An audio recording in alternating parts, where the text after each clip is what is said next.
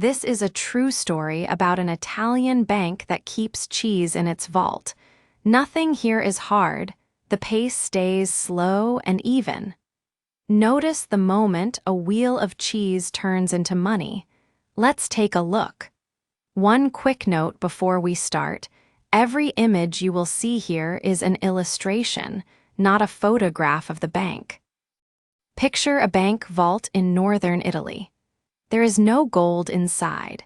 Instead, there are shelves that rise almost to the ceiling, and on every shelf sit round golden wheels of cheese. Reports describe stacks about 20 wheels high, behind fences and tight security. The cheese is Parmigiano Reggiano, and each wheel weighs around 40 kilos. The bank is called Credito Emiliano. Most people say Credem, and it is a bank based in the Emilia-Romagna region. Reports give different figures for how much cheese it holds. Some say around 400,000 wheels, others say closer to 500,000. The warehouses are climate-controlled, so the temperature and the air stay just right. Staff clean the wheels, turn them, and check them. The value in there has been reported at hundreds of millions of euros. This is food that really is worth its weight in gold. So why does a bank keep food in a vault? Because here, the cheese is collateral. Collateral is something valuable you promise to a lender, in case you cannot pay the money back. To understand the vault, you have to understand time. Parmigiano Reggiano has to age for at least 12 months before it can be sold at all. Many wheels are aged for 24, 30, or 36 months. During all those months, the cheesemaker has already paid for the milk, the salt, the work, and the building. But no money is coming in. In business, we call this a cash flow problem. Cash flow simply means the money coming into a business and the money going out again. A cheesemaker can own a room full of wheels and still have almost no cash. All of that value is tied up on the shelves. To tie up money means the money is locked inside something, so you cannot use it today. Small family dairies cannot wait 2 or 3 years with empty pockets. They need wages, feed for the cows, and repairs.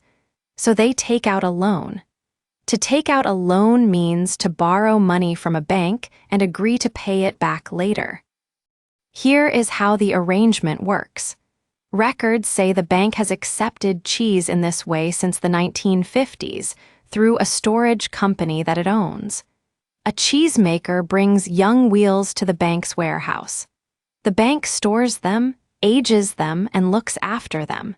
In return, the cheesemaker can take out a loan against those wheels. Reports say the loan is worth about 60 to 80% of the value of the cheese. That is most of the value, but not all of it.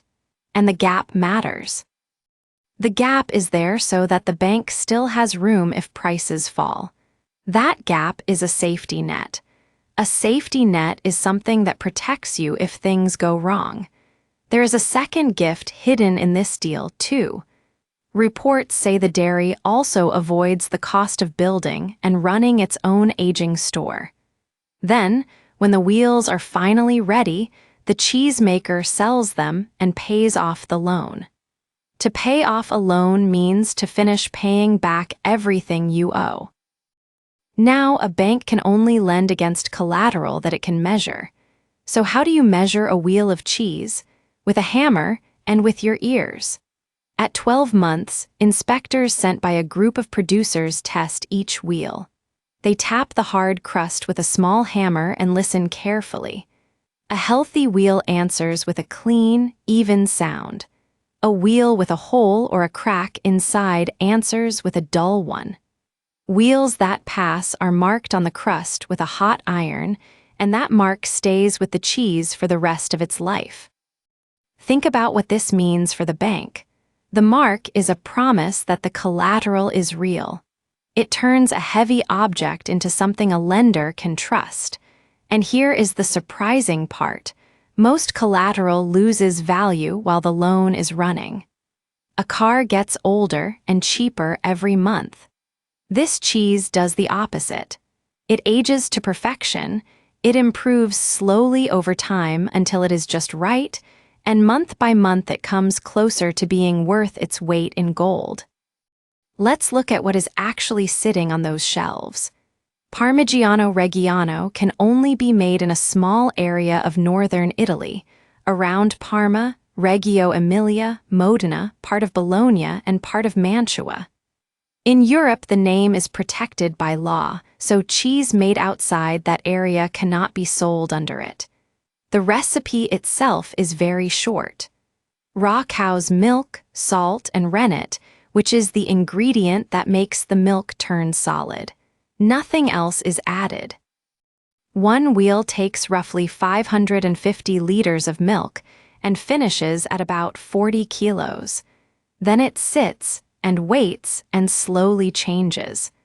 Around 4 million wheels a year are made in Italy, according to recent reports.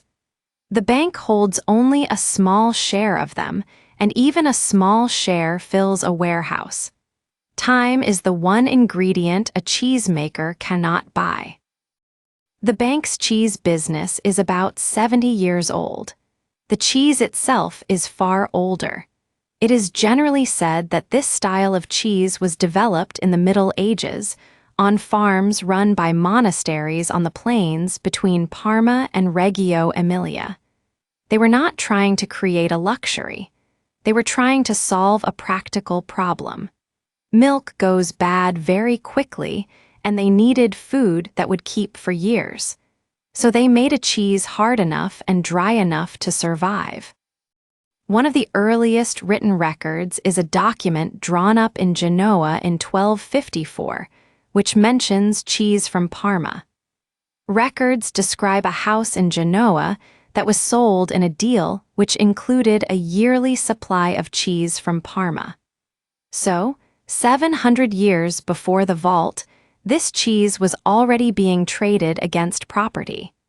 And by the time Boccaccio was writing in the 1300s, it was famous enough to appear in his stories.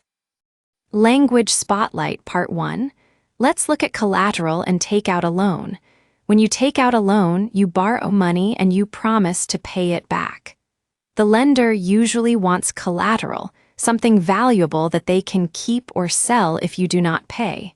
For example, she took out a loan to buy a van, and the van was the collateral. Now try it with our story.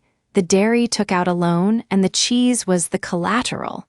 Notice the verbs here, because they are fixed. In English, we do not say make a loan when we borrow. We take out a loan. And when we finish repaying it, we pay off the loan. Take out at the beginning, pay off at the end. Language Spotlight Part 2. Here are 3 more expressions about money and risk. First, cash flow, the money moving into and out of a business. You can be rich in cheese and poor in cash flow. Second, tie up.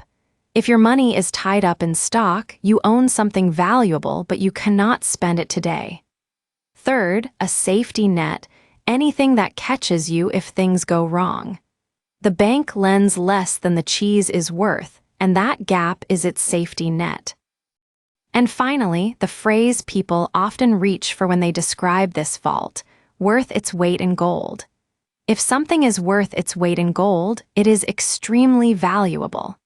Here, people reach for that expression because the cheese really is stored and guarded like treasure. And take one more phrase away with you: age to perfection.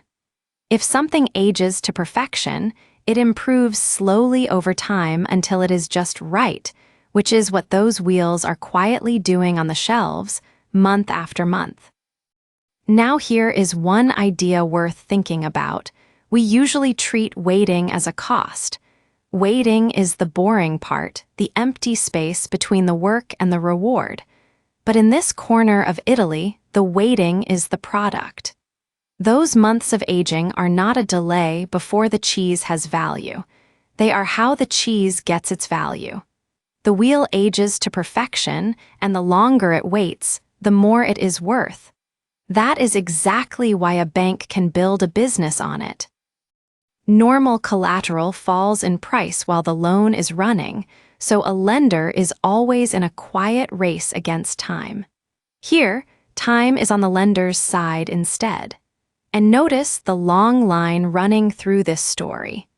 Medieval monks are generally credited with developing a cheese that would keep, and it turned out to be something that improves with age. Centuries later, that same quality turned into financial trust. Nobody planned that. Perhaps it is a reminder that a good solution can keep paying you back long after the original problem has gone. Let's recap with a few questions. Take your time, you do not have to answer quickly. 1. Why does a cheesemaker need a loan before the cheese is sold? 2. What does collateral mean, and why does the bank lend less than the cheese is worth? 3. How do inspectors test a wheel at 12 months? 4. What does it mean to say that money is tied up? And 5. What is a safety net? Now remember the shape of the whole story. The dairy has its value tied up in cheese, so it takes out a loan against that collateral. The wheels age to perfection inside the bank's warehouse. Then the cheese is sold, and the loan is paid off. So that is what fills the shelves of that vault. Not gold, but time. If the story helped, try it once more with the subtitles turned off and notice how much your ears catch on their own. There will be another true story before long, from somewhere else in the world, so subscribe and it will find you. Keep listening, keep wondering, and enjoy the wait.